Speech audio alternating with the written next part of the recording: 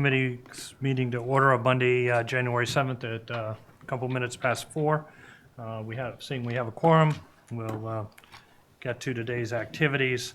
Any public comment that otherwise might not come before us? Seeing none, we do not have minutes, I don't think. Is that correct or? Okay. So let's move into citizens' articles, and I think excuse me, where I'd like to start is I sent out a note. Hopefully everybody got it. I think it's going to your nantucket.gov emails. Yeah, I just I'm a little received bit. I didn't get one from you, but I didn't look in the last couple hours. It came Okay. Sunday afternoon, and I can attest to the fact that it's very easy to sign into this new email address because I just did it for the first time since we've been sitting here. So it takes about 30 seconds, but Yeah. go back and find. And you can actually get the, if you go to IT, which I don't have the instructions, but I ended up having it put on my phone as well. So you don't have to sign in. You can actually get it delivered either to your laptop or to your phone or to your iPhone. So you might want to look into doing that. So what I had when I sent the note out on Sunday, what I wanted to do was to invite members of this committee to indicate which of these citizens' articles we wanted to hear more about. And then I will work to schedule people to come in. And I didn't want to presuppose that I had answers to all of these questions. So if you go to the inside page of there's a list right here of the articles. So if we take just a few minutes to go down, and if you would, then we'll just figure out which ones we want more information about. And which ones we're satisfied with what we heard at the public hearing.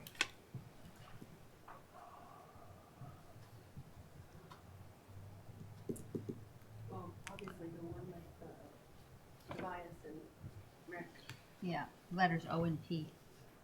Which one was that? O,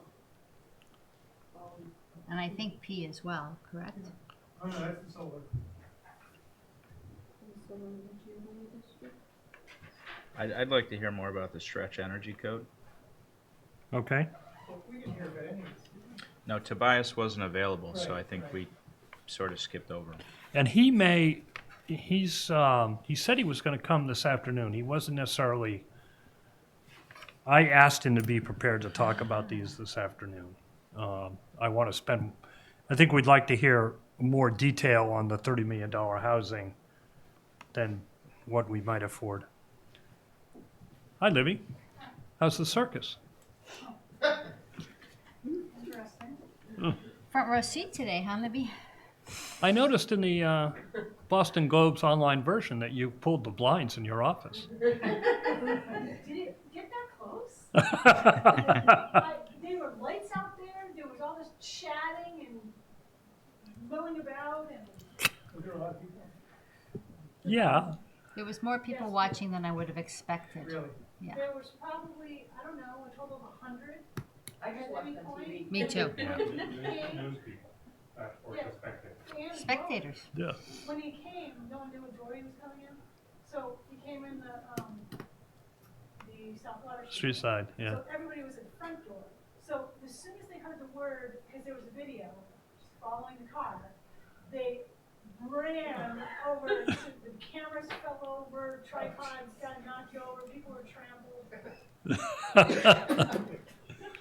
It was January 7th on Nantucket. There's not much else going on. Front page of the Inky Mirror.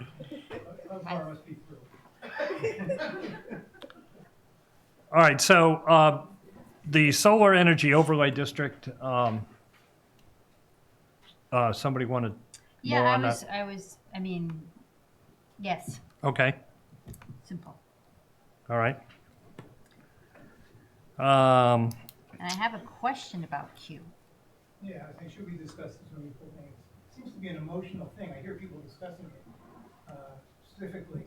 Fritz, I think Fritz would appreciate the opportunity to talk to us about it.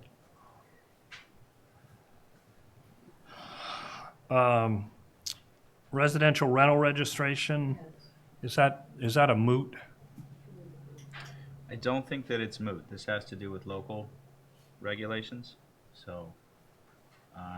But whereas this is just a feasibility study, I'm not sure that it needs extensive review from us Okay. today. Okay, And there is a component of the new law.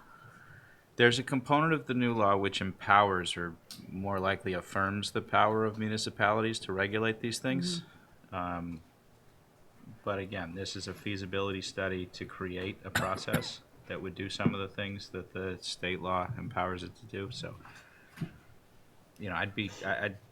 I don't know what the proposed makeup of the committee is.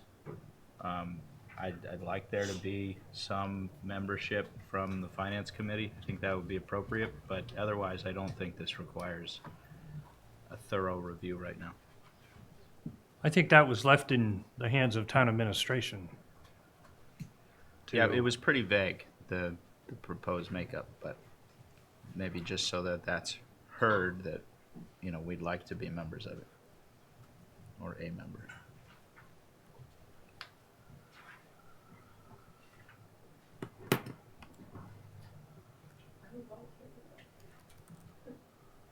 Okay, so this is to request the Select Board, the Board of Health, and the Planning Board, and the Affordable Housing Trust Fund Board, and other appropriate town boards and commissions to undertake a feasibility study relating to the creation of a residential rental facilities registration, inspection, and certification system for the town of Nantucket, and submit a related report and proposal for consideration at the April 2020 town meeting. So one year, 2 months, 3 months out. So Libby, would that normally fall to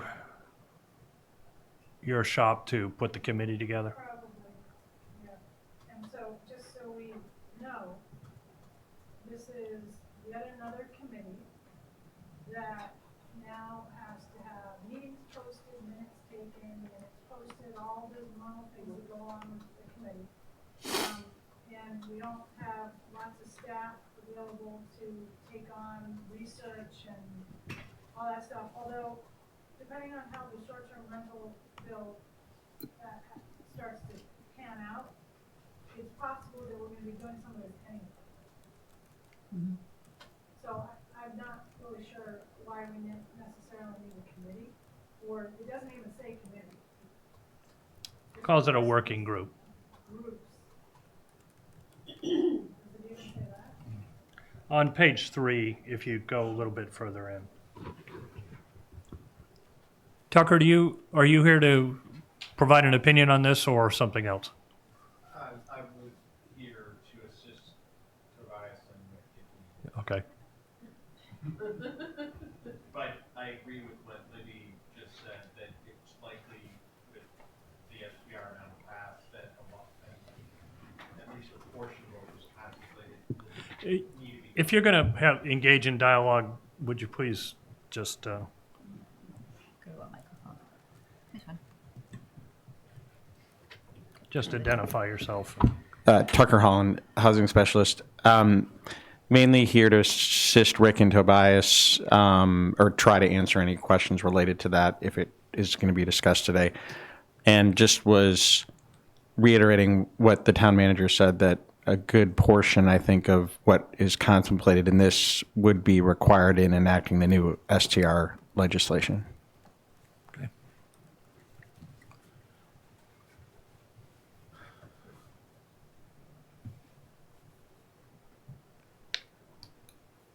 No interest in hearing any more about it? Okay. Complaints Committee? Are we going to have the government study committee maybe comment on that? I think they were tasked with coming up with a philosophy or a strategy or from last town meeting. This has hit town meeting before, correct? The complaints committee?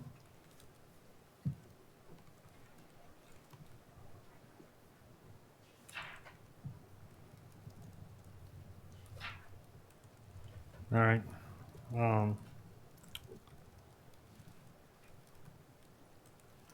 The CPC transfers, I think we got information on that. Is there any interest in, we do have a letter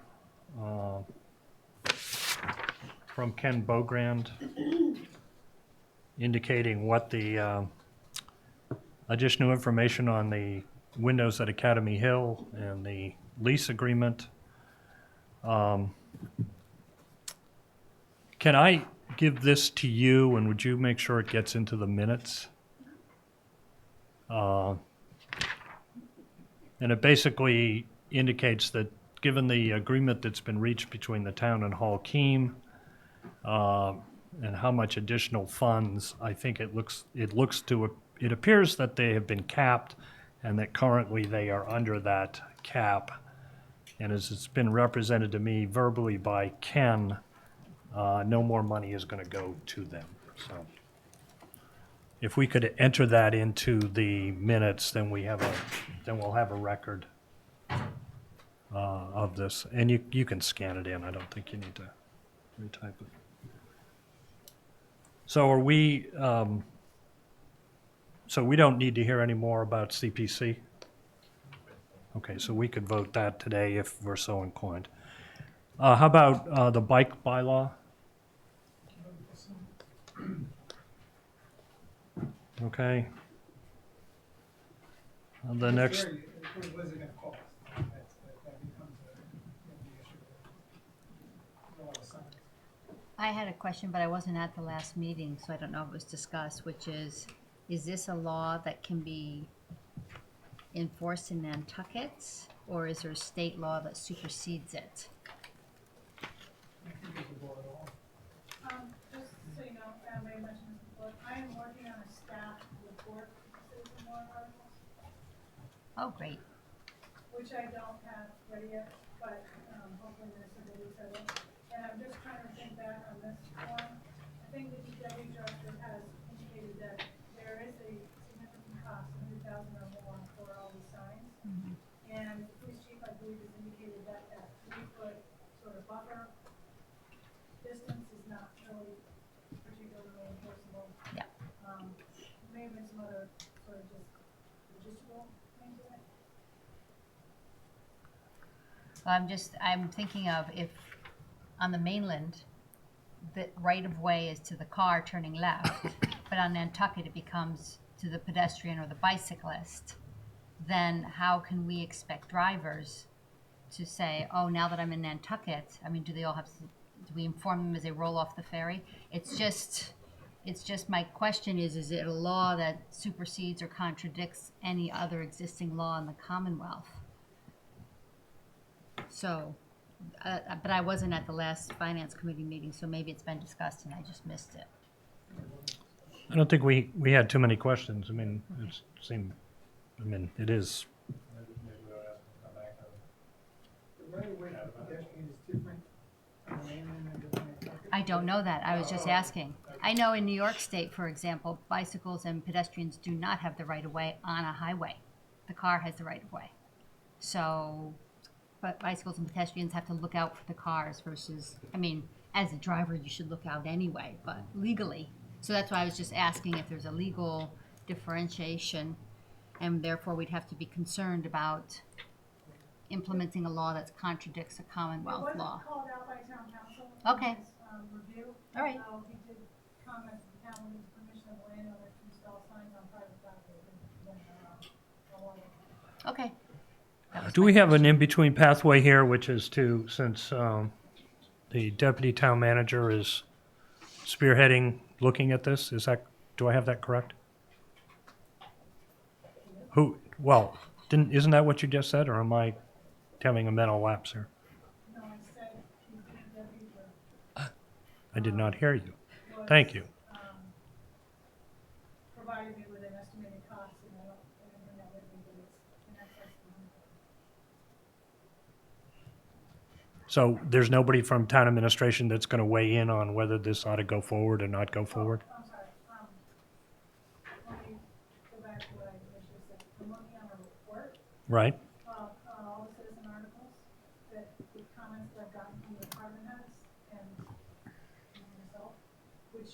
I will get to you, which will either have a recommendation or no recommendation.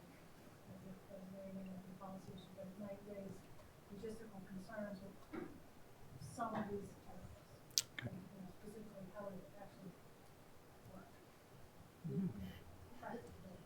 The bicycle thing, are there like grant programs that allow, that can help fund some of that? I mean, it's not a Well, bad it might, effort. it might help fund things that are required by law, Mm-hmm. but this is way beyond Mm-hmm. what's required by state law. So, yeah, this would be something that we could have state law. I don't know about private sector. Would this be something that could be funded by the CPC fund if we referred it to them? It's not recreation, it's not even space, it's not urban housing. Kind of is recreation. I don't think It wouldn't qualify. And I guess the question is, do we want to spend, I mean, if there are people that want to spend time on this, we'll get Ian back or have him come in. If not, or we want to have the town weigh in and then have a discussion about their recommendation. That's another alternative. I like the latter suggestion. Okay. Everybody good with that? Yeah. Okay.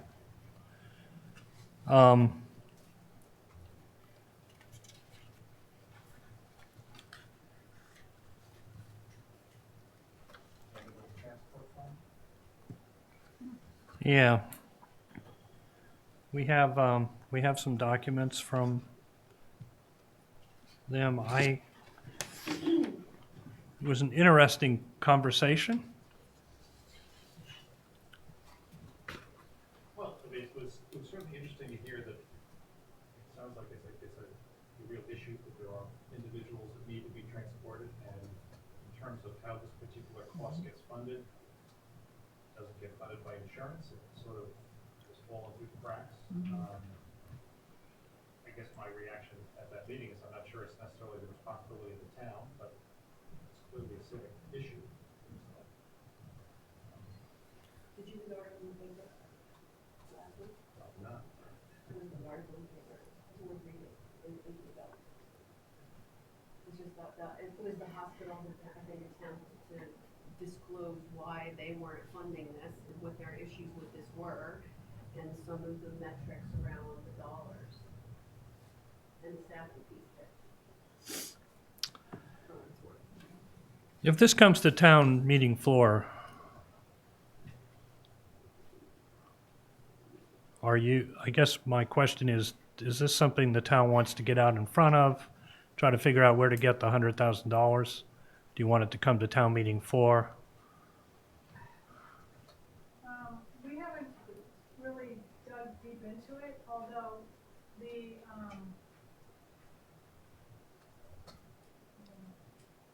what's it called, the task force?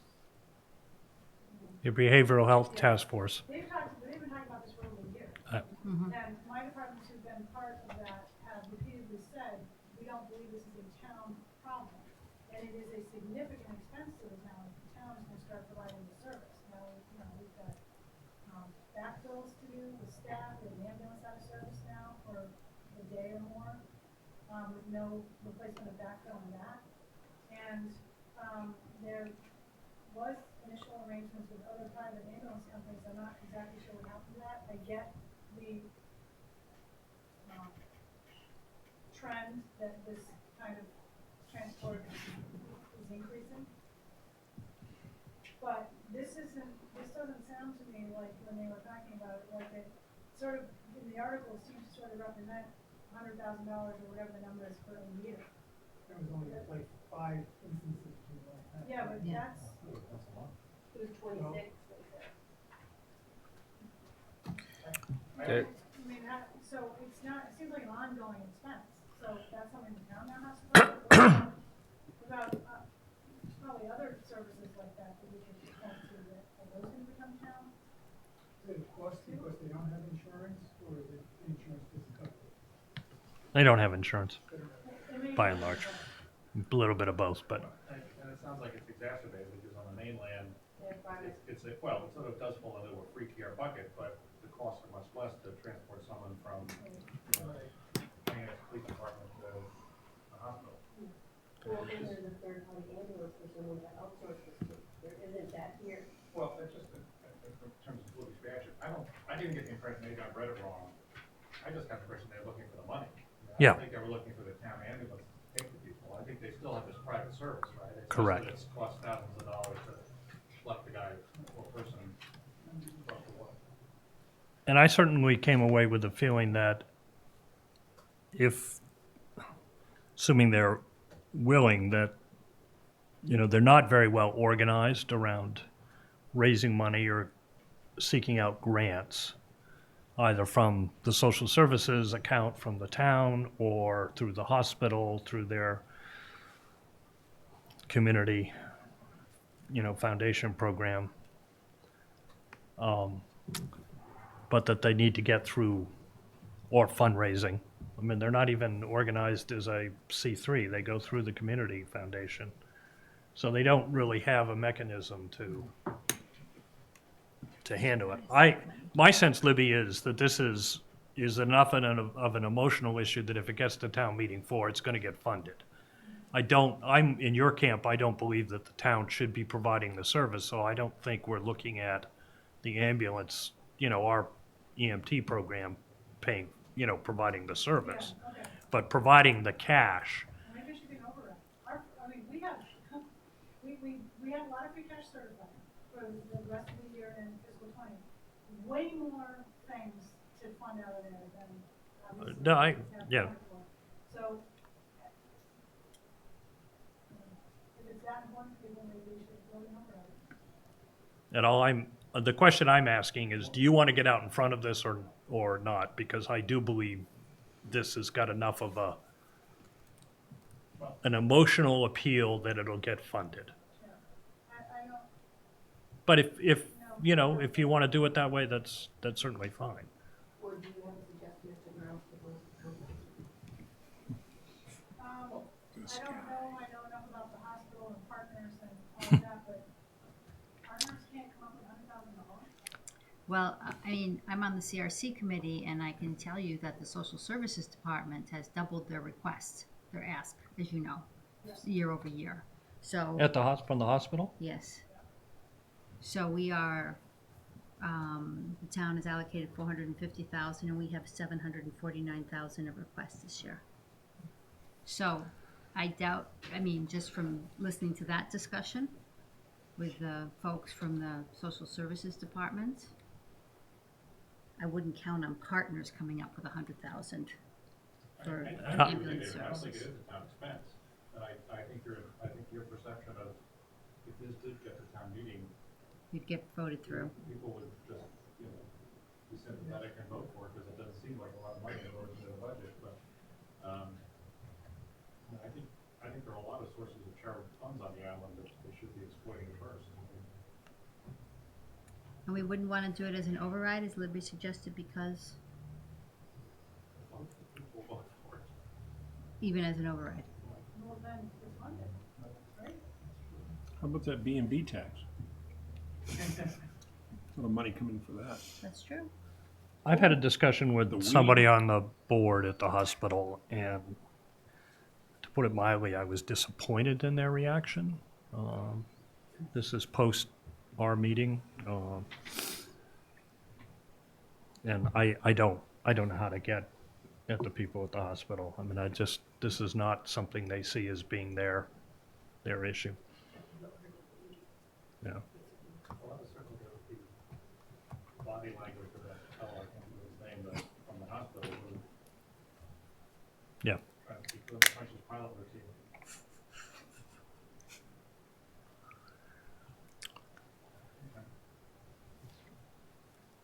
So do we want to hear any more about this, or are we at some point just going to take a vote on it and put a comment?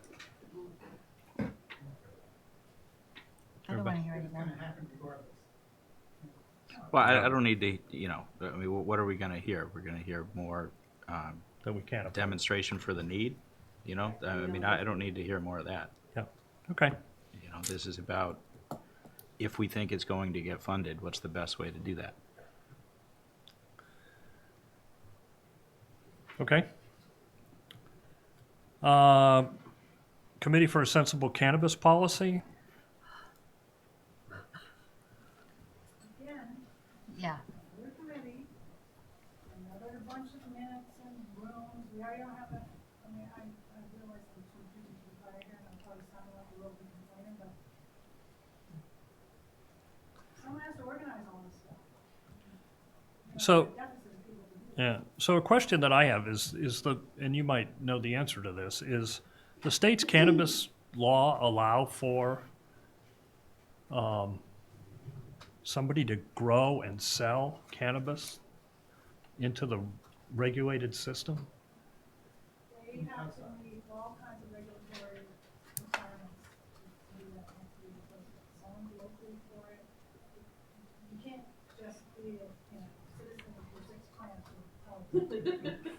You know, take them in and, instead of elimination. Steve, are you representing the, I'm not representing the component around that, but just to give you my, could you just, yeah, because we're, I know a little bit about this, not a lot, but I know enough to tell you that the state has provisions for that, but has not enacted regulations for it. So it is only a placeholder at the state level. There's no implementation at the state level, so there definitely wouldn't be at the local level either. Is this Thank you. something that be addressed by an existing committee, presumably? Maybe Board of Health. Yeah, it seems to me this would fall under the purview of one board or another. Yeah. You know, the name of this sounds more like a political action committee than any, you know, it sounds like it's marketing, like for sensible cannabis policy, you know? I mean, like- I wrote down who decides what's sensible. Right. I It was mean, presented that way as well. yeah, it was. And I get it. Maybe there should be a venue for this gentleman or for anybody else to, you know, have their say on how the town addresses marijuana. But it's gonna fall to somebody already. We don't need another committee. Is my opinion. Well, where's the bank? Well, he's been around. I mean, this isn't the first time that we've seen him. Well, he was at town meeting. I mean, you know, he had something, I think, at special town meeting also. So, you know, he has been around. He didn't just show up. But, you know, these things are being decided by boards and committees already. I mean, this committee, if it were to be established, would be an advisory committee to somebody. So just go speak to that group on your own. We don't need a standing committee with staff. That's how I feel. I also don't feel, you know, more germane to the discussion today, I don't feel that we need to hear from the proponent again. fine. I agree. Anybody disagree? Okay. Libby, what is the committee that we just appointed somebody to? The marijuana review, Got it. And that's got a definite charge, and we'll get a report from that. Yeah. they're reviewing the responses to the RFQ for the, medical dispensary and slash retail. Got it. Thanks. And that's more of a requirement. Yeah, and that's gonna do its job, and then it'll disappear. Yeah. Okay. Stop signs at Bartlett, Surfside Road. So I guess the roundabout is dead. Wasn't there a proposed roundabout for there? There is, and I don't think this has anything to do with the town's plans to put in a roundabout. Oh, I thought you never wanted one. Well, that's right, but that's not to say that the town isn't going forward with their roundabout anyway. So why add stop signs if we're putting in a roundabout? That's a good question. You could ask, maybe we need the proponent to come back, but I think this is just one neighbor saying, we don't want the roundabout. We want stop signs. But I don't think that's how we plan roads. Well, let's hope it's not. Does anybody want to hear more from her? No? Okay. Stretch Energy, go ahead. Yeah, the point is, if this goes to town meeting, we probably approve too as well. Not necessarily. Stop signs? No? What would be the effect of passage of this article? Maybe we ought to find that out. We would spend money on signs where there would eventually someday be a roundabout. I mean, I'm assuming we would have to pay for that. Yeah, we'd have to pay for them. I guess, you know, in the scheme of things, we're not probably talking about a whole lot of money, but there's a approval process for those things too. I mean, we can't just go putting up stop signs because some neighbors want to do it. Even if you had the money to do it, you can't do that. So, Is Rob looking into this, or it's not probably under Rob's purview, it's probably under Mike Burns? Probably more Mike Burns, yeah, I'll get something from him about this, and it'll probably be, don't recommend. is there data available? I haven't seen any of the, you know, and I know Mike's been doing it. He's been going around and talking about the need for the roundabout here and also improvements to the Four Corners intersection. Is that data about traffic incidents, is that available on the town website? I believe it is, but I will find out. Okay.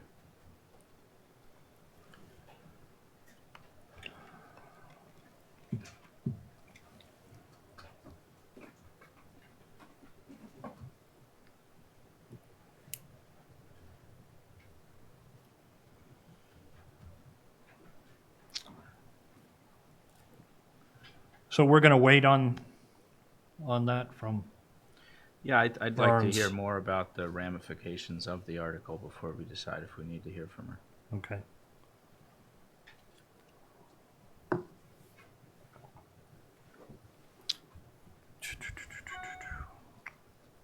I was looking, we had a letter from a citizen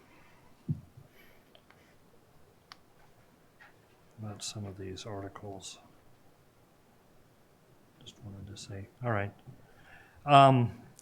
We're gonna stretch energy goal, I think Denise, you wanted to hear about that. So if Mr. Bias was here, he could Yeah. add that in. How about the municipal energy study? Don't we have an energy department that should know all this stuff? Sinatra, right, I was Lauren? gonna say, if you're gonna have the proponents in, could we also have in the town departments that would be involved? Absolutely. But I guess the, Yes, please. I guess the question is, do we, on the municipal energy study, is that, you probably don't know the answer to this question, but is there something to be gained by the study that we don't already know? That's what I meant, that was a study. Energy. I think it was to make Nantucket greener. That's what I remember reading, but I could be wrong. No. Are you related to Teresa Williams? Yeah, How? my sister. So you're the finance committee? I'm gonna move. Does anybody want to hear about that? Municipal energy study? I don't know what you mean by that. Any further? Wow, I don't remember. Steven. The way this is printed, I'm having trouble. Yeah, it's a little bit out of order, but. Yeah, so what is this? Is this the Massachusetts Green Community Designation and Grant Program? That's what I thought it was. I don't know if it's a requirement that you have an energy study done as part of that. I mean, he wasn't able to speak to any of this at the other meeting, so, He wasn't here. yeah, so I mean, it makes sense to maybe have him come and tell us what it is. And again, I thought he was, when I saw him at lunchtime, he said he was gonna come by. Okay, well, as long as we're asking him to come for 3 others, let's talk about this one also. Okay. We already decided on Fritz. We're passing on the rental registration. Correct. Okay, Complaints Committee. I just had a question on there was a letter attached to that proposal, which I found interesting, which I've just scrolled past here for a second. Bear with me, which said, It's come to the attention of both the island community and the finance committee that the town administration appears to be understaffed and overwhelmed with day-to-day operation of town business. And I was wondering how finance committee weighed in on a citizen's article, which I don't think we did. We did, Okay, then. Just checking. Excuse me, which one was that? That was S. That's S as in Susie, Susan. Complaints Committee. Okay, thank you. Was the rationale behind why they need a complaints committee. all right.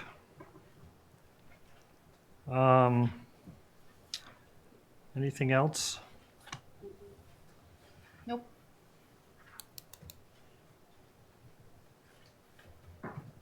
So one of the things we did a while ago was we asked that any citizen's article that's proposed be accompanied by this form accompany any citizen's article, so that we could get a handle upon what the financial impacts were from citizens' articles without having the town have to do the preliminary work that we thought a proponent should do. This has not been handed out regularly out of the town's clerk's office.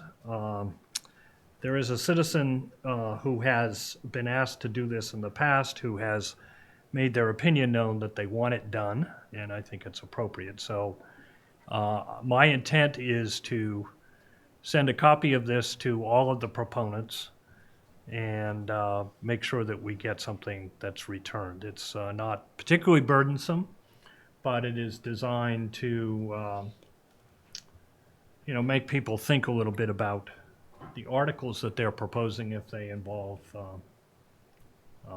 funds. Good.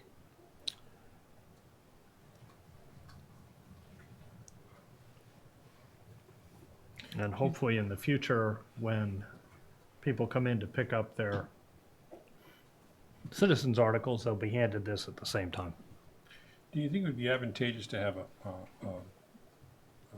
thing on a Saturday? Because most people, I think, isn't the attorney usually available like during the week at 5 and stuff like that? A lot of people really don't have the chance to get down to during the week to meet with an attorney. Maybe on a Saturday you could meet with the attorney for citizen articles. Maybe have a kind of a little half-an-hour class on how to form it and answer these same questions and guide people. Yeah, I don't know what, The attorney's been available on different days. One day is like 9 to 12, or 9 to 11, and the other day is like 2 to 4. Yeah. Not every day, but I think it's after. but nothing on Saturday, nothing on the weekend. Yeah, I don't know any better. That doesn't mean we can't do it. right. We really don't have to do it. Doesn't seem to me, based on the number of citizen articles that were submitted this year, that people have a particularly difficult time forming these articles. Now, maybe they're not in the proper form, but, I mean, we're getting them. Yeah, it just seems to be the biggest complaint I get from people, that they just don't know where to start and they don't have the time to come during the week or in the middle of the day. So Is there a, is there like a one-page primer that has ever been done? Guide to writing a citizen warrant article. Right on the website. Can we break it down into YouTube? 30 seconds. Stephen's more than happy to film that for us. Okay, so we're doing, I really don't think that there's an issue with people putting these together. I mean, I think the bigger issue is getting them in appropriate legal form, not getting the signatures or collecting the articles. I think this may be the most citizen warrant articles that I've seen, given most of them are from Mr. Cohen, but still, I mean, even without those, there's a lot, and I think that's good. You know, I don't think the barrier is too high to put these together. okay. Tucker, since you came all the way here to visit with us, Mr. Glidden is not here. Would you like to, Mr. Sullivan is here. Would you all like to Oh, and here he comes. Timing is everything. Just when you thought there was no Step up, take off your hat, so the people can see who you are. Introduce yourself. One moment. Great. Thank you. My name is Tobias Glidden, and I currently reside at 24 Rugged Road. And it is a pleasure to be here this evening and answer any questions you might have. So I think we all would like to hear about all of your articles. So why don't we? Except the whales. I'm sorry? Except the whale article. Except the whale article. Great. But so why don't we look at the energy things? And I know you told me that you were at least on the part of this that you were the stretch energy code. You were meeting with the building folks. Yeah, but I think it would be really helpful to have you take us through those articles. And then I had told you that we would have a discussion about affordable housing, which I'd like to just have at least make sure everybody's got an overview and we've got other people here. And then if we want to schedule something very specific on that, we'll do that. Great. Yeah. Thank you. So maybe just starting with the Green Communities article. So I'm not sure which one you have in front of you. So we've got the stretch energy code, Okay. the energy study, and the solar overlay district. Okay, great. So just for a little bit of background, there was a conversation back in 2012 about Nantucket becoming a green community. And it is a program through Massachusetts that 210 communities across the state have adopted and joined the program. So far, they've laid out about $85 million in grants to local communities. Just last year, they handed out about $14 million in grants to various communities for doing various renewable energy and efficiency projects for the community, various communities who adopt this program. So ultimately, this is a great opportunity for the town of Nantucket to be open to receiving more funding for renewable energy projects and energy efficiency projects. Back in 2012, there was one of the elements of the three. There are five criteria. So let me back up. There are five criteria for becoming a green community. Three of them require a town meeting vote. So probably the simplest is a solar zoning overlay district, essentially. For a number of years, the dump has always been talked about as a location for solar. And this overlay district solely includes the dump. So it's fairly straightforward. Ultimately, a municipality is already allowed to expedite a project because they're a municipality, but this helps meet one of the criteria. Second of all is the town needs to have a baseline energy study done for the municipality. And so I drafted the article to read up to $100,000. I'm pretty sure it wouldn't necessarily cost that amount, but that's to see how much we as a municipality spend on fuel, how much we spend on electricity, but also what that looks like island-wide. And the reason for that is so that then as a community, we can reduce the amount of energy we consume from that baseline. This is all, you're speaking about sort of the town and the town government and town operations, not the island-wide. This is the town government's cost. Yes. Ideally, there are some overlays between, if you're going to do a study, why just focus on just the municipality? So I worded it so that there would be an opportunity if there were some synergies to kind of look at the island as a whole. So the way the Green Communities program is structured is mainly to benefit the municipality financially, but I structured the wording in the article so that it could potentially benefit the community as a whole. So we have, just to be as most financially prudent as possible. Do you know if we've already done all this stuff? I mean, I thought we, maybe 8, 10 years ago, didn't we become part of some green community or try to achieve that success somehow? We joined this group called Ice Week, which did require some of this, but it's way outdated. Way outdated. Has not been kept up. Lauren, I'm trying to get my email to find out what her response was to these articles. She is supportive of them, but they are going to require a substantial amount of work and tracking. And one of the requirements to be in community is that you have to reduce the town government has to reduce its energy usage by a certain percentage over a certain period of time. 20% over 5 5 years. years. So somebody has to track that, figure out how we're going to do it. I'm not really sure we have the resources to do that right this moment.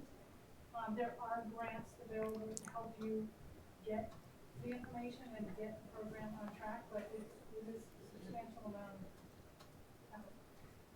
But I'm not saying it's bad at all. right. No, definitely. It seems like with the expansion of our town, to say that we're going to eliminate 20%, I always like to use percentages, because if you're growing by 10% and we've reduced by 2%, and I don't know, it just seems like it's conflicting with what's going on. It would be confusing to come up with numbers at all. I'm not sure what the baseline is for the reduction. Where do you start? How do you follow that? Well, I think that's part of when you do a baseline, you figure out where you're at, how much you're using now, and then if you have new growth in the future, that's not necessarily included in your baseline. Right, that's new. That's not saying you're reducing. Right, like, so we're always adding more sewer capacity. Mm-hmm. We're You adding need a new more pumps. fire station. So I'm just wondering how we're going to reduce by 20% when we're probably increasing by 15%. Yeah, so that's those elements are factored in, Okay. and keep in mind there's 210 other communities in Massachusetts that are part of this program, and I'm sure at least 1 or 2 of them are growing, just like Nantucket are. Or does it work like when we built a new fire station, and obviously it's more efficient, just like if I replace my furnace, there used to be a tax incentive by the government if you got a new furnace, because the furnace is more efficient, I got a tax write-off. So even though we grow, we're still, I mean, they have all these energy things. Like I thought National Grid would come to your house and do a survey, and Yep. it seems like we have a lot of this already, I guess. Yeah, this is Prevent, stop. I mean, it's not like it's something new, and it seems like we're always trying to do these things. And I think we're implementing them already. not on the municipal side. So this program is mainly focused on the municipal side. Okay. And so there's definitely a huge amount of work has been done by the Energy Office, but I think there's a lot more we could do.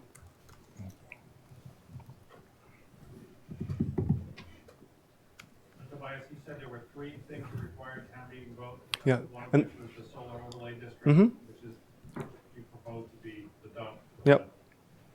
Other, Yep. So then the one is the baseline energy study, and so that's the $100,000 appropriation, and then the third is the adoption of the stretch code. And so for a number of years there was a ongoing conversation about the adoption of the stretch code. Going back 6 or 7 years, and one of the crucial, maybe to describe what it is it's an increased level of a building's efficiency beyond the base code. Now, without getting too into building codes and whatnot, because I'm sure nobody wants to hear about it, it's basically an 11% increase of efficiency over the current base code. And one of the main reasons in the past why we didn't adopt the stretch code is because we failed to have a HERS rater. So now we have 2 HERS raters on the island, and those are the individuals who assess the level of efficiency of a newly built house and how it meets these criteria. But already our building codes are fairly advanced, So it's not much of it's a small leap to get that increase of efficiency. And if I'm a contractor, how do I view this stretch code? Am I happy to see it, or am I I think it's, reluctant to see it? I think a number of builders are already, building to this level. Okay. I think it's about bringing everybody up to the same level. We're going to be meeting with myself, Lauren Sinatra, and Andy Bacino, who we've all been kind of working on this together, are going to be meeting with the Building Association on Wednesday. And so I was hoping to get some more, kind of concrete feedback versus just kind of talking to builders here and there to bring back to the board. Thank you. And these stretch codes are quantifiable in the sense, I assume Nantucket already has a set of building codes that are made by state law and federal law, whatever. There's some metrics and stretch codes, I think did you say 11%? But so there's Roughly, yeah. There are numbers that you can say, okay, air infiltration or R factor Yeah. walls. If the town is X, this is X times 1.11. I mean, in other words, all these numbers would just be 11% more efficient. Yeah, so let's say, yeah, I don't yeah. want 11%. Okay. Just to find all these differences that make it 11% better. Got it. So let's say a house is losing, let's say a house to maintain at 60 degrees Fahrenheit, the amount of energy that it takes to maintain that level is 1. Or let's say 100, make the numbers a little easier. So to maintain a house at 70 degrees, the amount of energy it takes is 100 watts, okay? So over time, that house will be able to, with 100 watts, maintain that 70 degrees of power. I'm just making up numbers here for the explanation. No, and Okay? what you're saying is, that we So should be what able to do it for 89 instead of 100. That's what I'm saying. What I'm asking is, has somebody written these stretch goals so that if the town already has a certain set of rules adopted, you can say, well, here are the stretch goals. And Yes. there are all these things that cannot Yes. be the same tax. Okay. Yes, yeah. There's this, again. This isn't just sort of out of thin air. No. This has been a long, ongoing conversation across Massachusetts. This is a minimum, 210 other communities have adopted the stretch code, so it's fairly straightforward. 210 other communities have gone through all parts of this. Yeah, all 5 criteria. These are just These are the 3 that are required. yeah. At town meeting. If I'm building a new house, what does this add to the cost, percentage-wise? So first off, that's a hard question to answer based on what kind of house you're building. So I'm hesitant to answer, but at the same time, I want to be helpful. And so if it's a small house, let's say it's a 2-bedroom house, a husband and a wife and 2 kids, you're talking about anywhere between $1,500 and $3,000. I don't think anybody can give you a concrete answer to that question. Yeah, The but answer is it'll add something.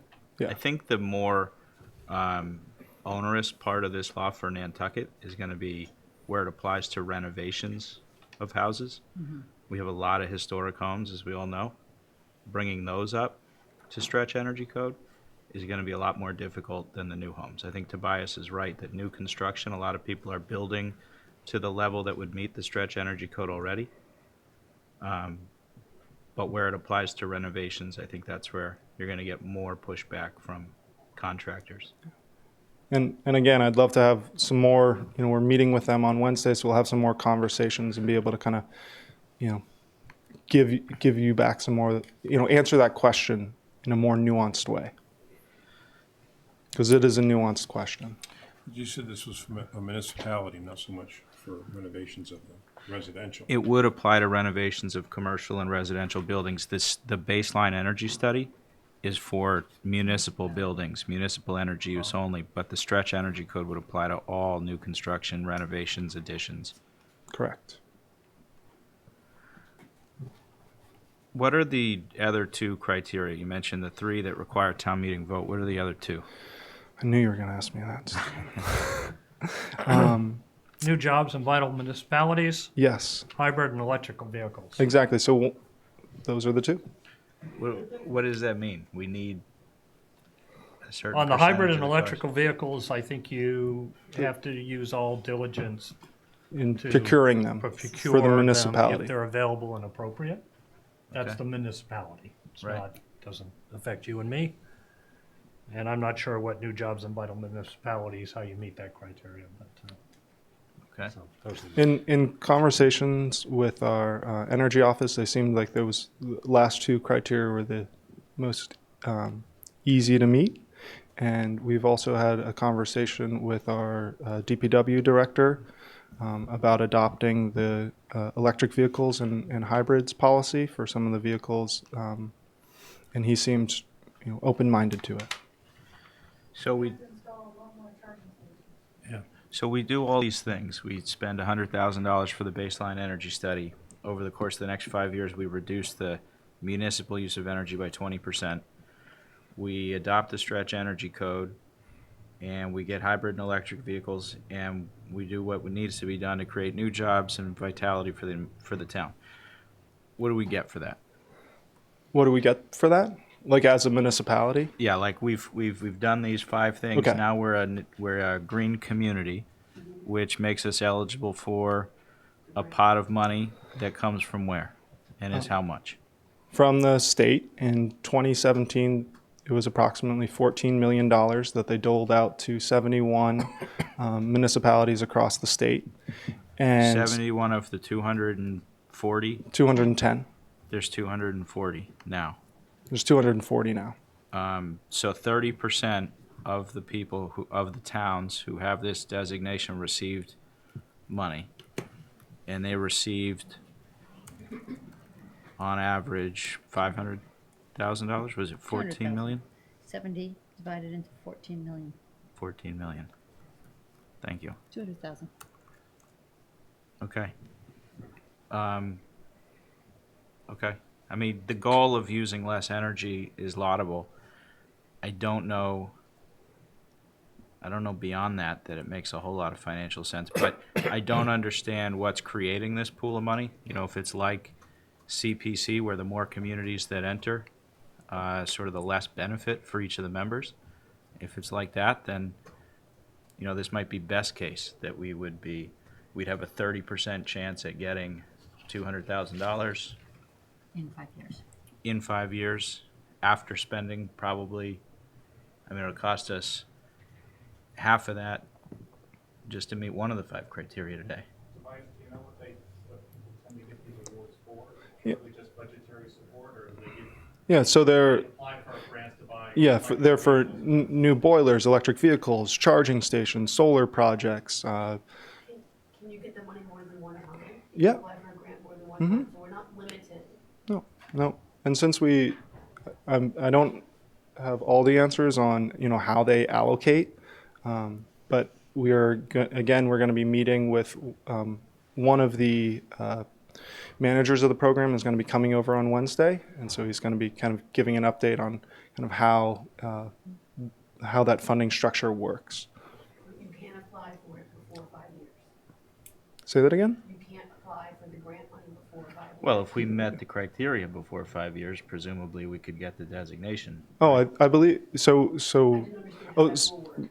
maybe let me. So that's kind of a conversation Lauren and Andy and I have been having, and we've reached out to the administrator for the Green Communities program, and they are saying that we could submit an application. If we were to meet all these pieces at town meeting and move forward, we could submit an application to the state in the fall, and based on kind of those pieces, we would be very likely to be accepted into the program. And so then you can apply for it. Yes. Once you're accepted. into the Yes. program. So theoretically, you get the money to pay for some of the stuff we have to do Yes. as we're going along. Yes. We're not waiting to get reimbursed for it. Yeah, but we do need for that baseline energy, we do need that. Yeah, so that's kind of the idea, is like you get the baseline and then that funds, the changes you need to make to get, to reduce your energy usage. Is there an average amount of time that it took one of those communities to sort of get funds through the grant process? Do you know? Is it I don't 15 know. months? Is it 24 I don't months? know. I can find out that for you. Yep. Good question, though. The towns that didn't get any money, it's only 71 towns did get money, correct? In that 1 year? In that 1 year. Does that mean they just didn't apply, or they rejected? I'm not sure. I can get you that. Criteria for deciding who gets money. I think part of it is based on the validity of the projects. Part of it is based on how much funding those communities have received in the past. There's various criteria, but I can get the answer to that for you. So the governor's press release, which you should probably ground truth, says that you are not eligible for grant money until you've met the 5 criteria. And so, kind of going through those pieces, that's not what I've been led to That's why I understand. say I think you should ground truth that. I think that's important. Yeah. Right?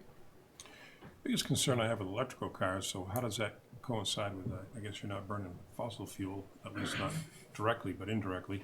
But now we're going to have to add a couple more cables to the island if everybody gets an electric car.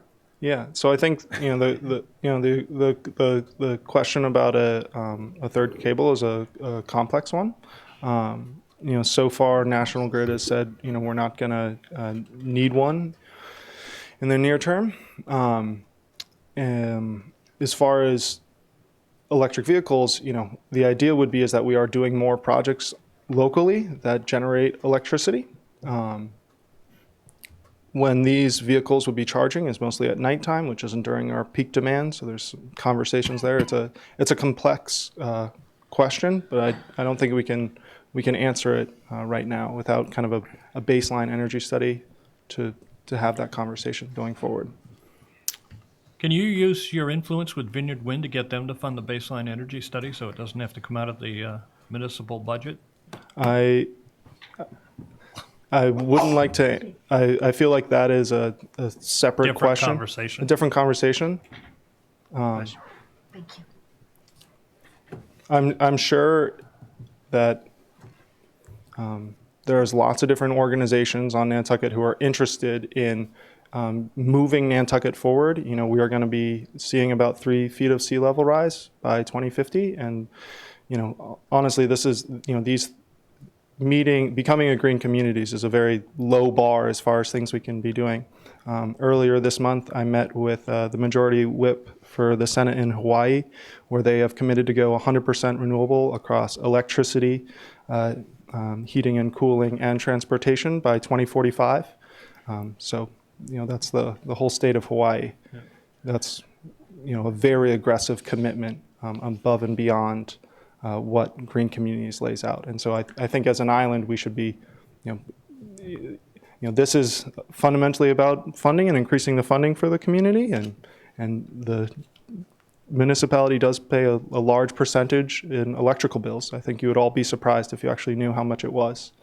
And I think moving us in that direction of being more fiscally responsible and saving money here, I think is a good cause. But these are all great questions today.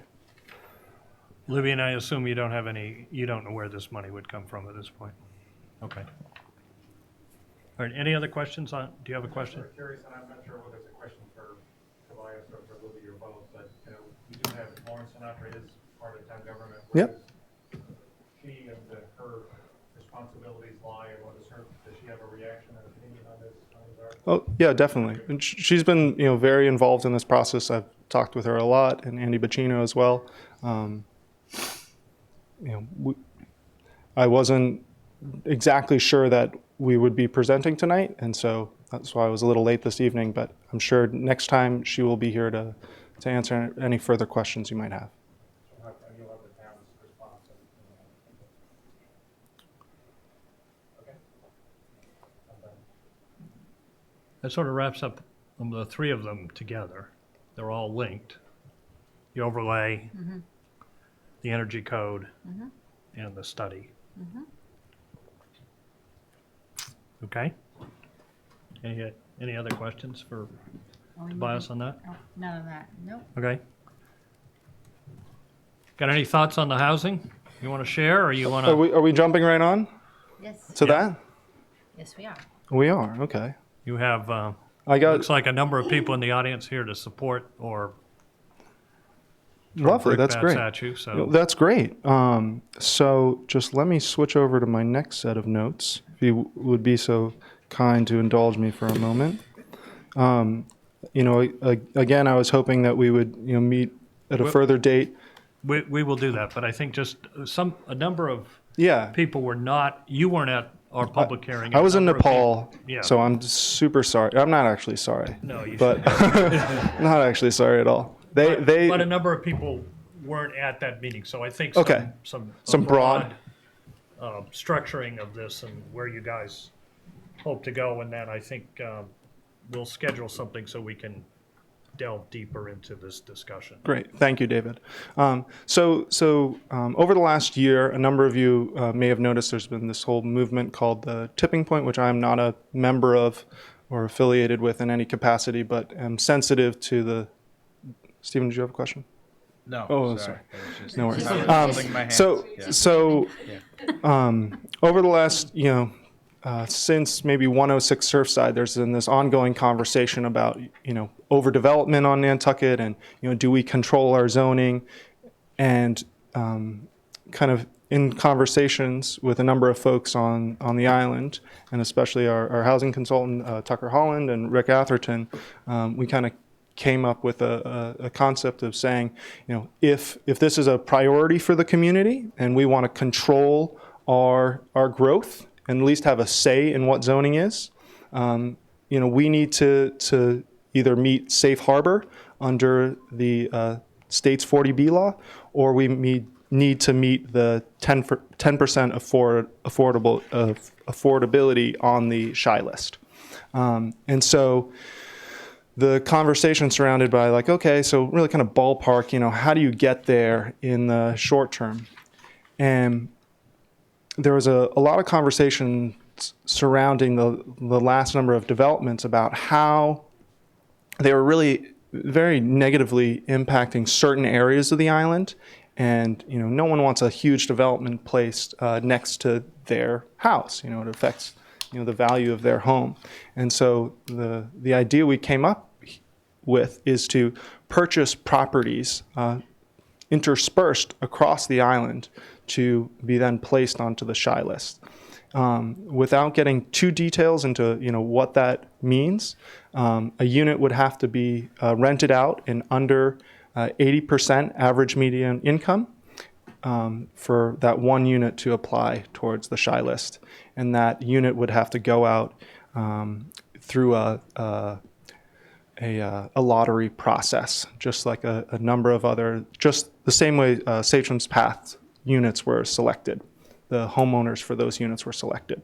One of the nuances in that is, let's say the town were to purchase a duplex, and you had 2 units, only one of those would have to be rented out at 80% AMI. The other unit could be rented out at fair market rate. So kind of briefly, what kind of the real back of the envelope conversation is we need about anywhere between 20 and 30 units. The number varies, and correct me if I'm wrong, Tucker, is it somewhere in there to meet the shy list? 24 units per year will get you onto safe harbor. So thank you, Tucker. So with $30 million, that gives you the opportunity to purchase about 24 units.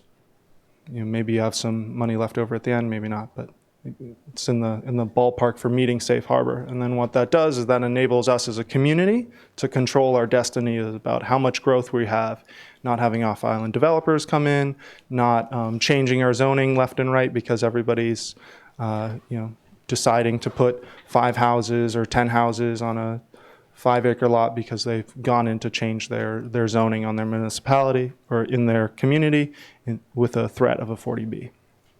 Does that sum it up in brief? Yes. With it, I haven't met you before. I'm Denise Cronin. Nice to meet you. Denise, a pleasure. Thank you. Would the town then be a landlord? So that's a good question, and I don't want to jump into answering that as explicitly. The town would take part in purchasing the units. Okay. The intention of the article is to allow the Board of Selectmen, in conjunction with the Affordable Housing Trust Fund, to designate a property manager that would manage these units, Okay. so that the town would not be in a landlord. I know town government and Libby have a ton of things on their plate, and so the idea would be, just as Academy Hill is not run by the town, but does a great service in providing affordable housing for elderly folks. In that same idea, would this program be put into place? But it would be an asset on the town's book. It would be an asset on the town's books. Yep. Thank you. So I guess would the town be obviously maintaining these facilities and doing the renovations if they needed it at the beginning? It would all be done by the town. So I think that's a question we need to kind of flush out a little bit more between the Affordable Housing Trust Fund and the Board of Selectmen. But, ultimately the town wouldn't be, taking any more funds out of the town's coffers. The improvements on these units would be funded through their rents or funded through the development management company the town partners with. Right, if somebody gave you the $24 million check right now, could you buy 30 buildings on the? It's the other way, 30 Peter. It's 30. 30 million for 24. Yeah. And again, that gives us, I wouldn't expect the town to go, borrow $30 million tomorrow. I think, that would be a foolish way to move about it. It might happen in tranches or whatnot. And there's ongoing conversations we need to have with Brian Turbot, the finance chair, to examine how that cash flow would play out. It could take you 2 years to accumulate the properties or whatever. Yeah. But there are a number of properties at an arm's length. You would say this is a good house to purchase in that price range, and we'd be glad to kind of go through that list and share it with you and have it in front of you before we meet next. So you've identified some properties. Yes. Under $1.5 million. So let me rephrase that. We've looked at kind of what was sold last year, and kind of examine through that, like what are 30 properties that would be a prudent investment for the town. But I haven't gone out and identified any properties in the future to purchase, and Brian Sullivan could maybe answer that a little more thoroughly.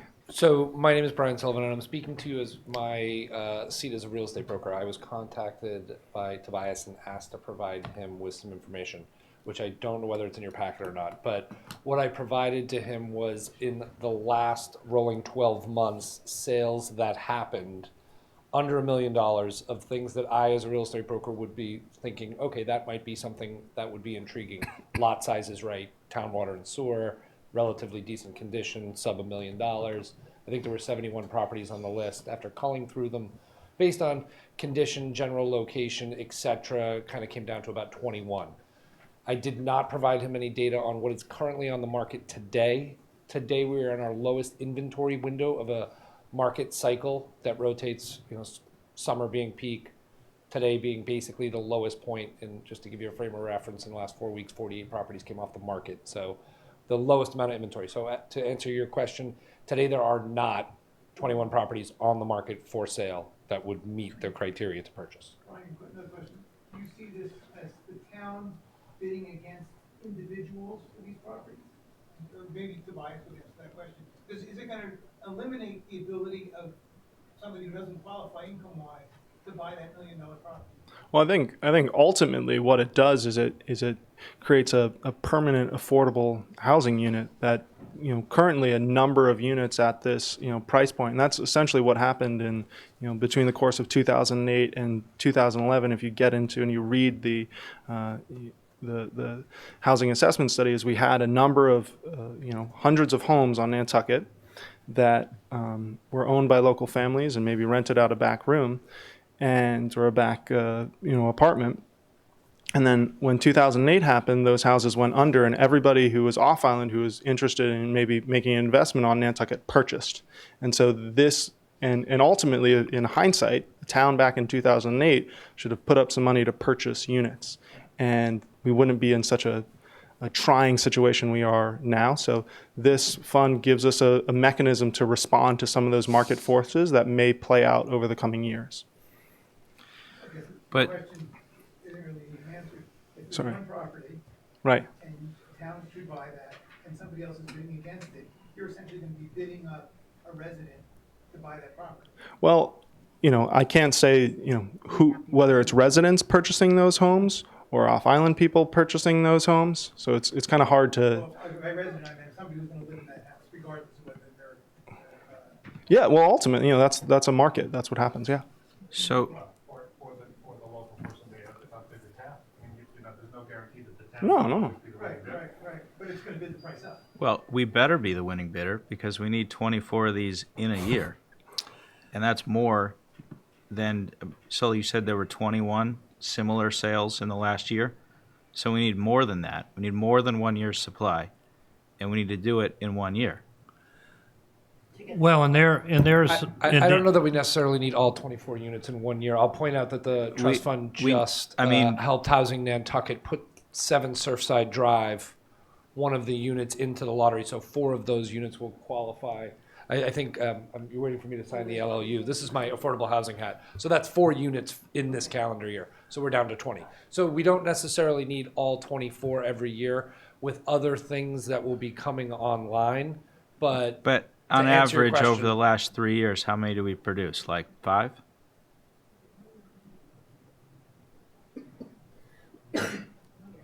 I mean, it's not. I'm not they're poo-pooing presently- the efforts, but it's a small number. 18 units being added to the SHI list by DHCD, plus, in addition, to come the 4 units that Brian just mentioned at 7 Surfside. So 22 units recently. 22 Over in the what last period year. of time? These are units that have been created over the course of the last, let's say, 3 years roughly. Okay, Right, so 7 units seven a year. Yeah, I'm just saying that, the margin for error to do what we want to do is relatively small. So, to your point about are we bidding other people up? Yeah, and there's a supply issue. And maybe, we're reducing the supply just by being in the market. If you know that there's somebody who's out there with a stated goal of needing to buy a certain number of units at a price point, I mean, if you had a listing in that range, you might be raising the price. A buyer out there that's willing to pay more, people may consider selling their home. Well, that's what. Yeah. So there's 2 issues, I think. I think furthermore too, there's kind of 2 goals that are happening. One is to meet kind of the safe harbor. That's a short-term goal that gives the town the ability to kind of negotiate with developers to see what projects make sense or mandate a certain level of affordability in a 40B versus not a friendly 40B. Secondarily, it gives the opportunity for the town to move forward and reach 10% affordable, which would then eliminate the need for any 40Bs ever being built because we would have met our 10% affordability. So are you, I mean, you seem to be implying that we'll be back here next year for another $30 million for another 24 houses. No. And after that, No. and unless you put everything into the market in 1 year, and instead spread it over several years, there's got to be another set of plans out there for you to add more housing in order to meet this 24 units. And so I'm hoping there's another part that's coming through Affordable Housing Trust Fund to make this thing a reality. So I'll switch hats. I'm Brian Sullivan. I'm the chairman of the Affordable Housing Trust Fund now. So there are a few efforts that are happening in parallel with this conversation to get us to the location that we want to be, which is ultimately the 10%, right? So there's the Richmond development, there's 6 FGR, there is 7 Surfside that just went on. There are other individual units and policy efforts that the Affordable Housing Trust Fund is working on, and I can address those in a second, so that we won't be looking for 24 units a year.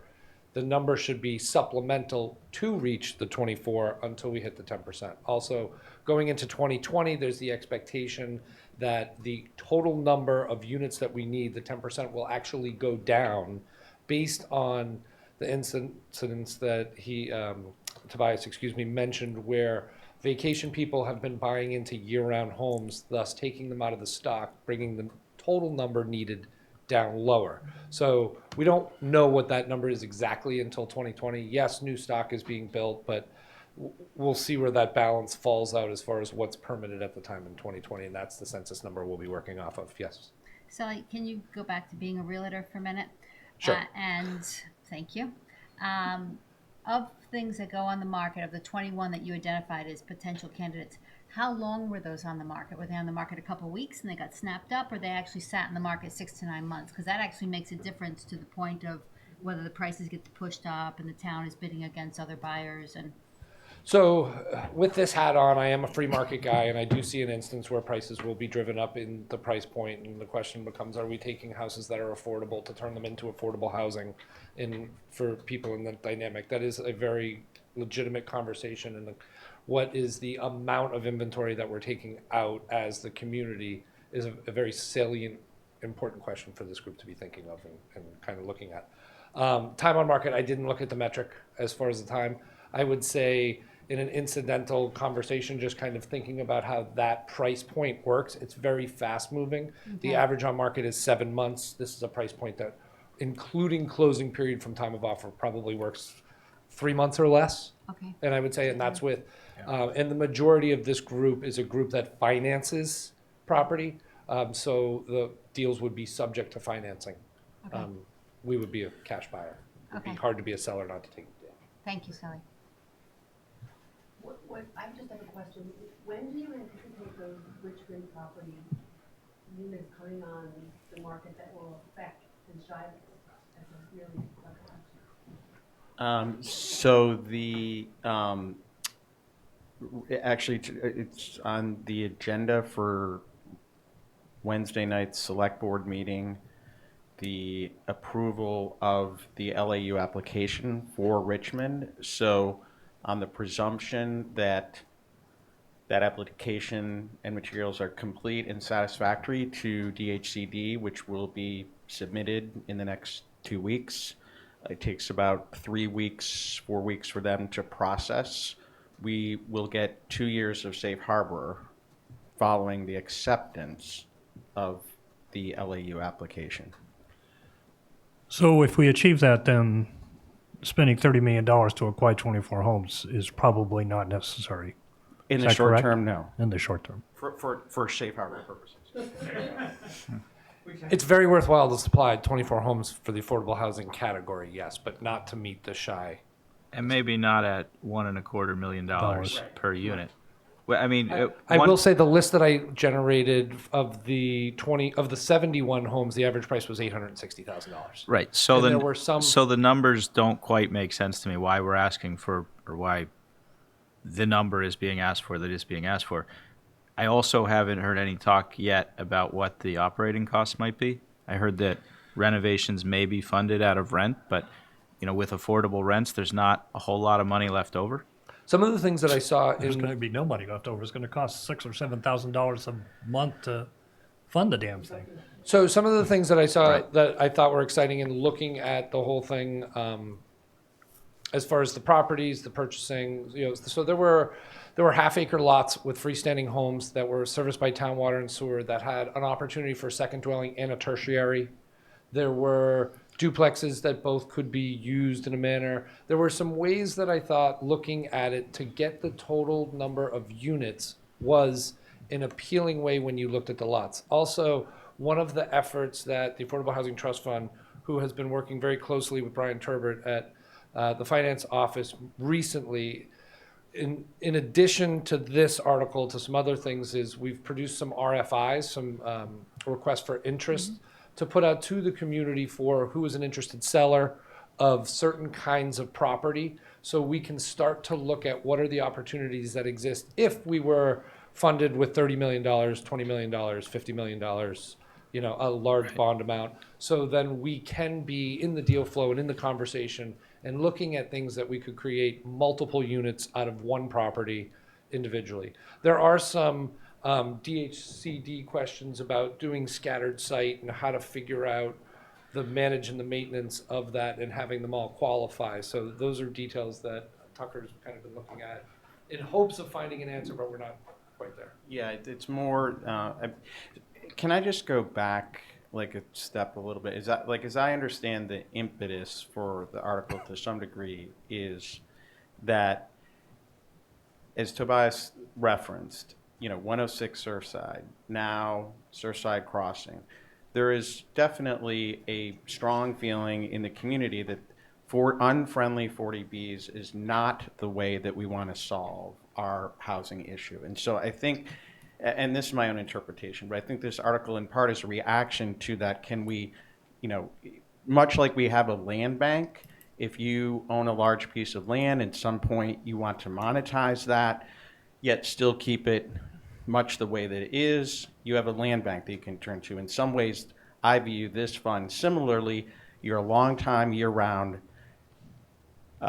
resident, maybe you were a teacher or fireman, what have you. At some point you might retire, and at some point you may want to monetize your property.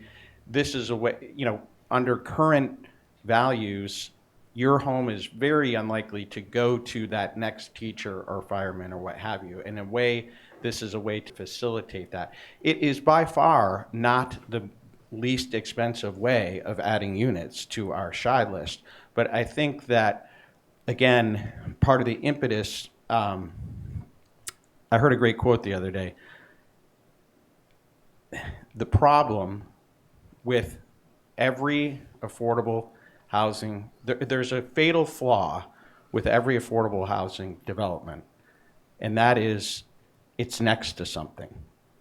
And that is the problem we had with Six Fairgrounds. Even with unanimous town support to move forward, 3 neighbors can get in the way of impeding the town's progress on this. So again, I think one of the principles built into the article was if you're buying existing homes, by definition, they fit in, and the person next door can't necessarily get in the way of getting to that safe harbor position. So I don't know if it's helpful to provide that. But. So you mentioned buying existing homes, and that's similar to what's in the article, which is buying existing properties.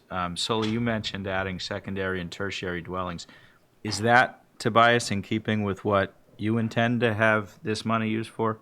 Do you want to see secondary and tertiary dwellings built on lots that can accommodate them, or are you looking to buy existing dwellings only?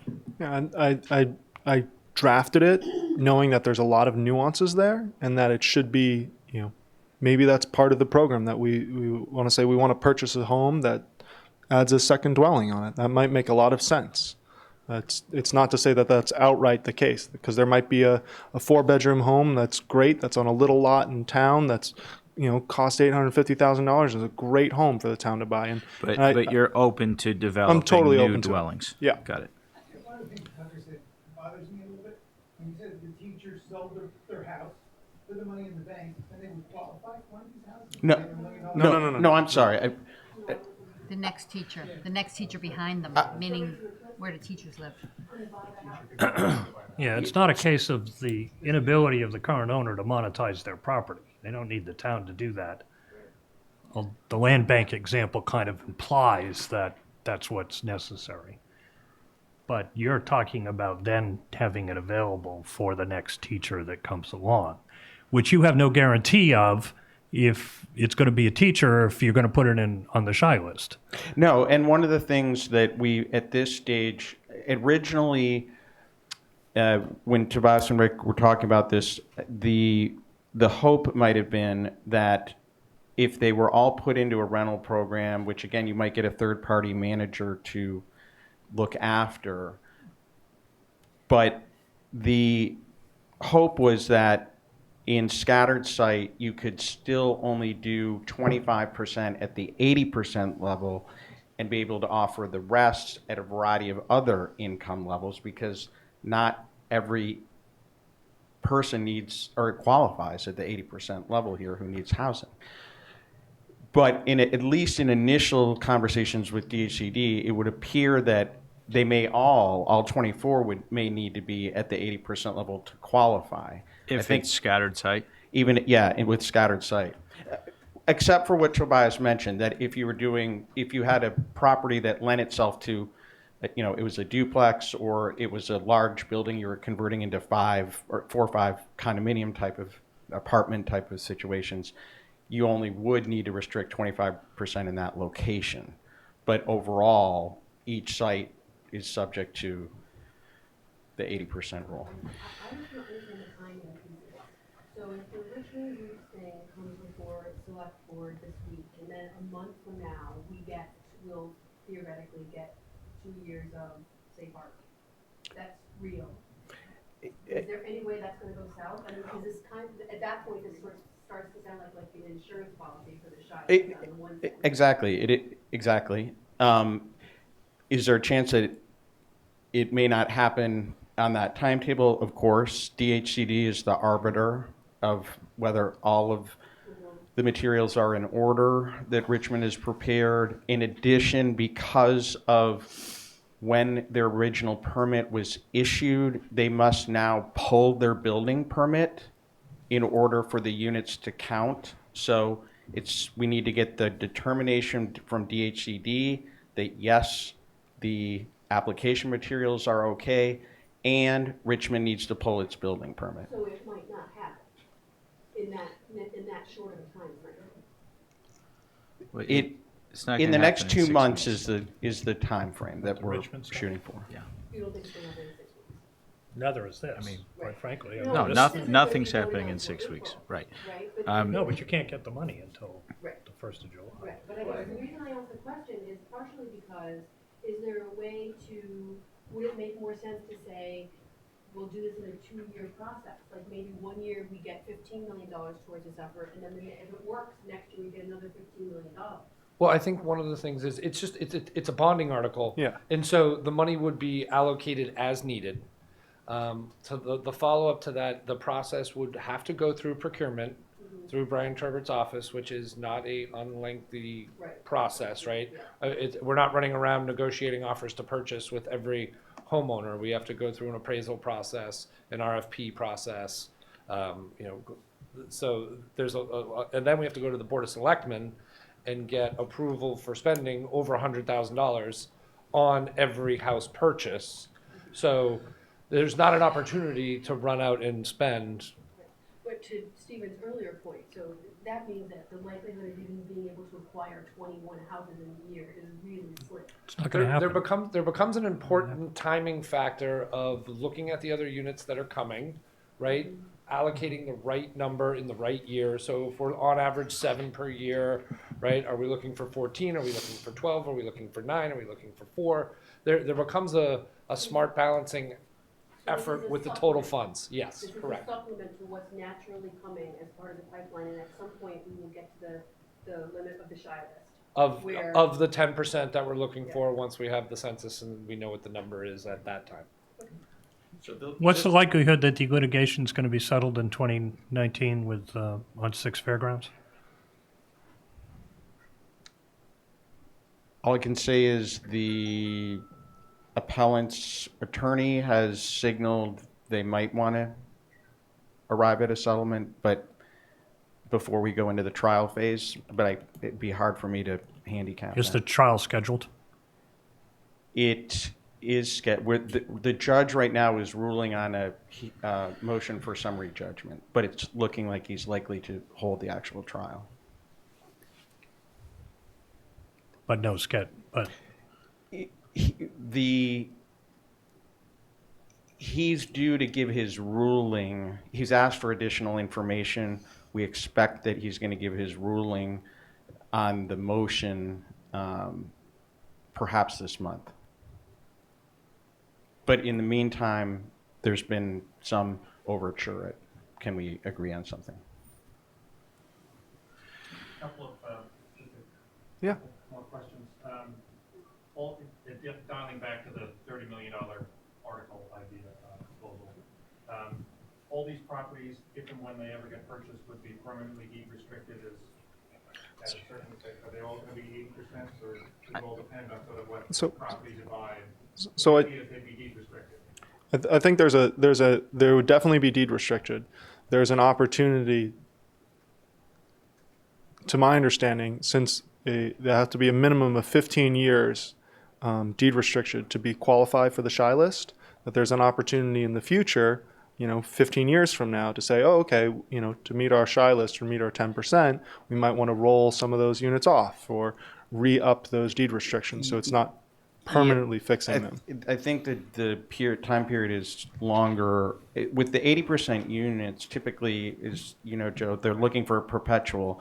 But with the other levels, it isn't necessarily. So that's why the idea that 25% could be at 80 and the rest perhaps could be at other levels, but that's not looking that way. Shy list eligible properties will be deed listed, or presumably will be deed listed perpetually. Other income levels, affordable levels might have different deed restrictions. And that's not an answer. They're all going to be rental. The idea is that they would all be rental. The idea is there would be rental, yeah. Okay.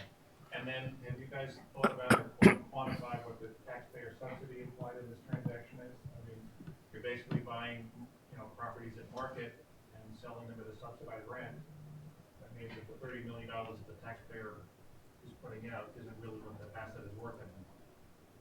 So I think you might want to think about, because I'm going to ask the question, so what's the delta here?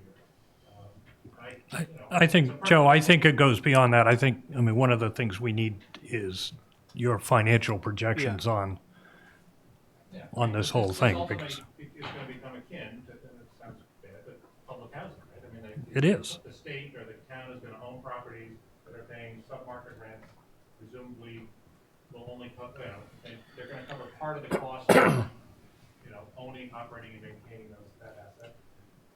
Well, Somewhere down the line, the municipality may have to come up with more money to fix them up or whatever. And that may be a decision the taxpayer wants to make, but I think you ought to think about what that number looks like. And I think, maybe another way to go about this would be to say, okay, the town wants to allocate a certain amount of money, but maybe we don't want to be landlords. Maybe we don't want to be in this business. Maybe we want to put out that request for interest, Brian, and expand it to, let's find a Halkeen management type who wants to own these properties, and we can subsidize their purchase. We can get the benefit of the affordable housing. We can get the benefit of the units on the shy list, but then we can walk away, and we don't have to have the future liability. The town hasn't had a great track record in being a landlord or even in picking the managers, frankly.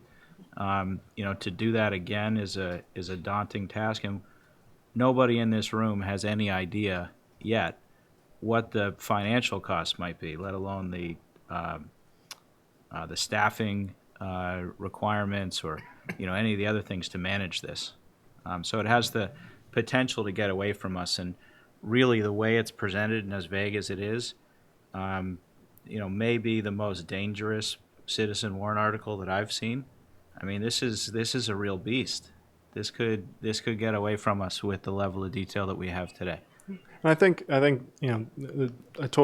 hear that, Stephen. I think one of the thoughts was making sure it has to go by the Board of Selectmen, any funds that are appropriate, and then secondly, I think the article is really spawned from this concern in the community that we're turning into the Hamptons. You can just develop away. You can take any lot, forget about zoning, and develop away. And then really what value do we have as a community if we don't have that kind of beautiful, rural character that, is the, Nat Lowell always says, you don't want to kill the golden goose, and we're not making any more dirt. So it's, I think we have to look at it in the context as a whole, is kind of what kind of community are we? Do we want to just have, kind of rampant development ongoing into the future, or do we want to control that development? Yeah, and I understand that, but I think you're creating, potentially and very likely creating, a whole new set of problems that will last hopefully beyond even this need for shy eligible housing. And that's something that voters and certainly this committee needs to be concerned about. So, it's the same story when it comes to affordable housing. There's, we have one number attached to it. We have the ask for 30 million. We don't know what the ongoing cost might be. And I think we should be looking at alternative ways of spending this amount of money, or any amount of money. Getting somebody else who's in this business to help us achieve our goals is probably a more appropriate way to go about it. So I just was going to mention that, I mean, and I would agree with what you just said, Stephen, about the third party. So part of in addition to the 24 being a magic number for a year of safe harbor, that's approximately the distance of getting to the 10% if everything else that is happening on the island were to come to fruition, meaning Surfside Crossing in its current form, Six Fairgrounds, Richmond, etc. So as an example, the old fire station property can support over 32 units of housing right there. There are different ways to get there, and and I applaud trying to be be creative in the thinking about different ways that it might happen. Go ahead. I want to Tucker, we've been to a bunch of different meetings, and my opinion with the state is that they're not really serious about affordable housing, because if they were, they'd come here and show their faces and negotiate, like you just said. It'd be great to negotiate, because I think we could achieve a bunch of shy list houses if I rent one of them, but I can't get on the list. I don't know why I wouldn't be able to get on the list, because the criteria is too screwy. So there's affordable housing on Nantucket. So if we're trying to achieve affordable housing for all the demand for affordable housing, we'd have to cover the whole island with houses, because I think people would just keep coming. I mean, I read a town report from 1964, and they're talking about affordable housing for teachers and firefighters in 1964. So it's like herding cats for me, my brain's a little slow, trying to figure out what we're trying to do here. We're trying to control developing by stopping the 40B, and that's by getting a shy list. Then we're trying to provide affordable housing to who? Because that's a never-ending number. I mean, every college kid and their brother would come here for the summer to make the kind of money they make if they could have affordable housing to go along with it. So maybe I'm lost in this whole thing. I mean, I think the state needs to step up, and I'd love to negotiate with them if I know who they were. But they're all paralyzed. They don't show up. Even Julian Sear won't show up because he says there's nothing he can do. So I work for the government, and every day I'm tortured by them. So I don't know what the answers are. It's just like, we can get to the shy list if we just use the houses that we already have, if that's what we're trying to achieve, enough to stop this 40B stuff. But again, you can't talk to anybody because no one will show up. How about that? I'm not going to disagree with you. We are trying to get Senator Sear, we have been for several months trying to get Senator Sear and Representative Fernandez here to talk specifically about this, talk about we understand there are entrenched interests on both sides of the 50-year-old 40B law, but are there things that can happen around the edges that might recognize in communities that, where over 50% of the housing is seasonally occupied? Are there ways to look at how those communities are doing things to deal with their housing situation that might differ from how downtown Boston or whatever looks at it? So, I mean, love to have that conversation, and we're working on having it. I'll let you know when it's taking place. Everybody's welcome. But But I disagree with, I'll say one thing, I disagree with that we can't get to the 10%. I mean, we just talked about, we're within striking distance if these things that are already in the works, come to fruition. And unless we are going to change the fundamental requirement of the 10%, which does seem like a daunting task with the legislature, I think we need to do it as smartly as we can. Okay, Brooke, you wanted to say something? No, I mean, the thing that interests me about Tobias's article, and yes, the devil's in the details, so to speak, but, when we do larger scale projects, whether they're unfriendly 40Bs or six fairgrounds or whatever, there is community resistance. And I think part of the impetus behind this is you're buying existing homes. Nobody can stop you from buying them, deed restricting them, and renting them affordably. So in terms of our nimbleness to stay in safe harbor and to meet the 10% goal in the long term, it's a tool. It's a potential tool in the toolbox. I'll say it's not the most cost-effective tool. The most cost-effective tool is dense housing. I mean, that's simple, right? You put more houses on a piece of property, they cost less per unit than if you're buying individual lots and individual homes. We all know that, right? But the point is the community has said we're not happy with that model. We're not happy with the denser development. And so this responds to that feedback that we're getting in the community around how they want affordable housing development. Now, the scattered site model, DHCD doesn't have any way, that's never been proposed to meet, what the community would like here. So it runs up against fair housing, it runs up against the way they do business, or against 40B. But I think, we're trying to be creative, and it's another tool in the toolbox to keep at 24 a year. Maybe it's 5, and the rest are done otherwise. So from that perspective, I think it's a potential tool to give us some nimbleness to work. So. But can't we find a price for either a sale or a rental shy eligible unit and say, this is what the town's willing to pay you to restrict your own property, so we don't have to be in the business of maintaining and owning these properties? And we have a finite cost, and we say, this is all we're paying, and then you're on your own. You could do it that way. Yeah, I mean, to me, this is a massive shift in responsibility for housing on Nantucket. I mean, it's going from every development that is currently privately financed and or with tax financing and some help from the town to the town getting in the business of providing affordable housing. And But it's not the provision that bothers me so much. It's the ongoing maintenance and responsibility for the housing. was perhaps not broad enough, but I absolutely concur. Yeah. Okay. So we're going to be done in 10 minutes or less. What collectively do we want to see from Tobias and or his surrogates? I got it all on tape. Pardon me? I got it all on tape. Well, specifically, I'd like to see ongoing cost projections. Not just the debt portion, but the maintenance.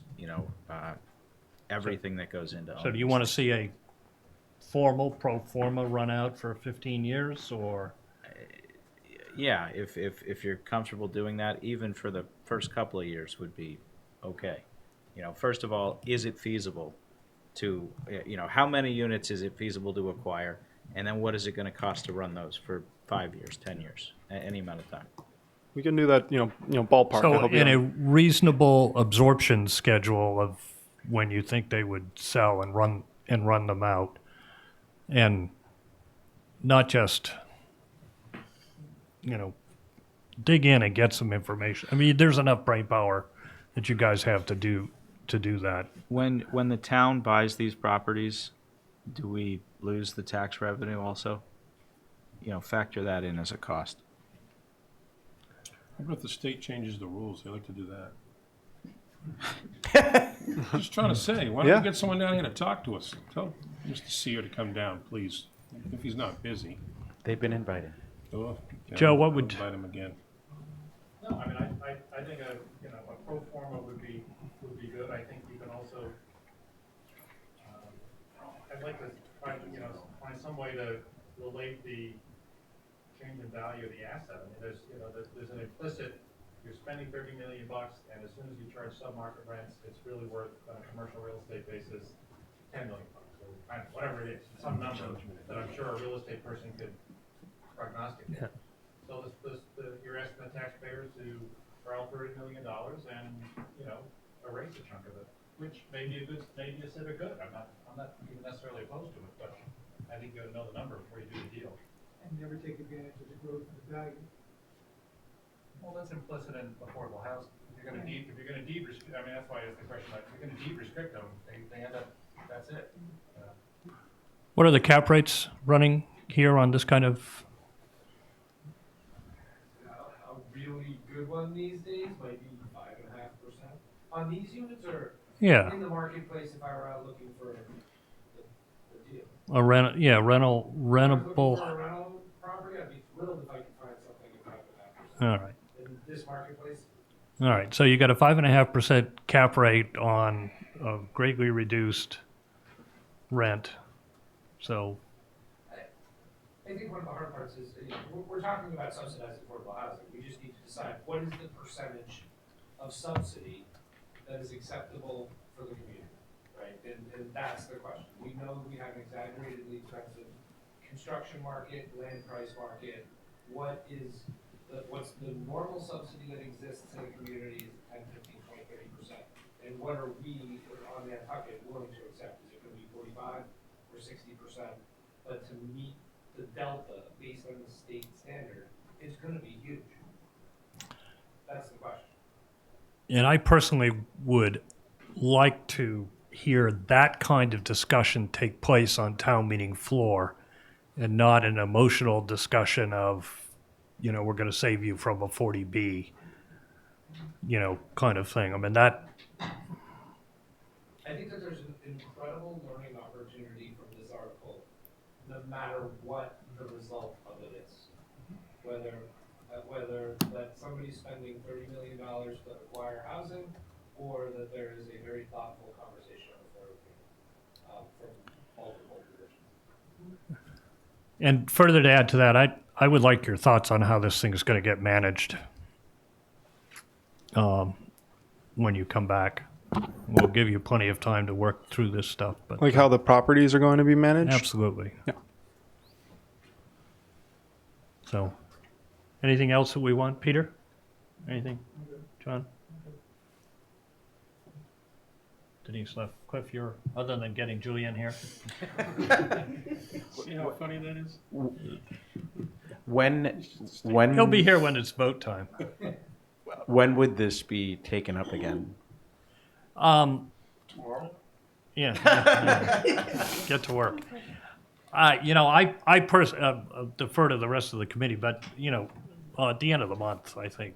I mean, I think we're pretty serious about, if you want, and I have no idea whether you've got support from the committee or not, but if you want the support from the committee, then do the financial homework and do the operational homework, so that you're not here asking us to basically get behind something that is really hard for us to get behind.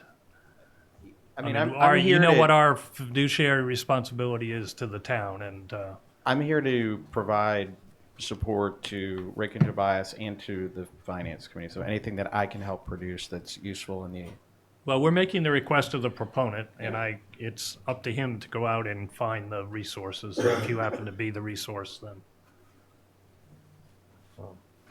I would also say that some work and some time needs to be spent on how you're gonna frame this up at the town meeting, because that's where this tends to go awry. Oh, yeah. And I think that especially for the Affordable Housing Trust, people, you guys have a real voice in this. And I think really thinking carefully about how you're gonna explain this in a simple, succinct manner. To David's point, it doesn't get all around the whole other issue of preventing some specific development is critically important. Yeah, definitely. So that people see this as a big picture reaction to something, Mm-hmm. and they get the difference. Right, right.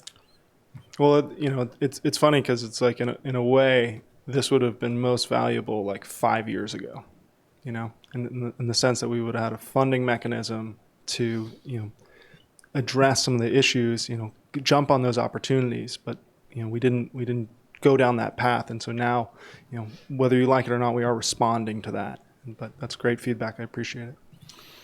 Great. Thank you very much. Thank you. Thank you.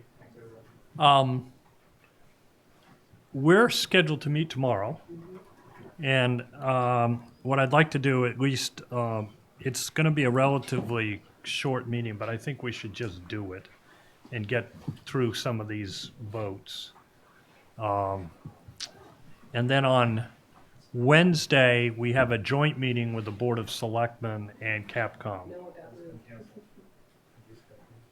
That was that far away. No one told you? Yeah, Better log into that. They might have.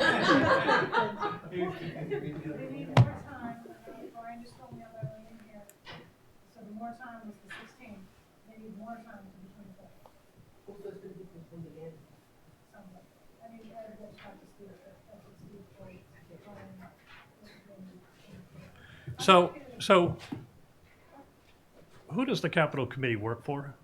Is it for us or for the select board? No, it's, they're standalone, but if they don't provide a report, then FinCom does it. But they're going to provide it, they are working very diligently on it, they may be working, forgive me, Steve, a little too diligently on it, but they wanna line up and make sure our recommendations are not out of line with theirs and vice versa, so they just haven't been able to, they've had a little problem. I feel good about the program. Feels like deja vu. It is deja vu. We talked about this, about having it done before Christmas. Libby knows this. Can you write it down? By the way, I Yeah. don't think I'm gonna be able to make it to your meeting tomorrow, because I've got the all-day workshop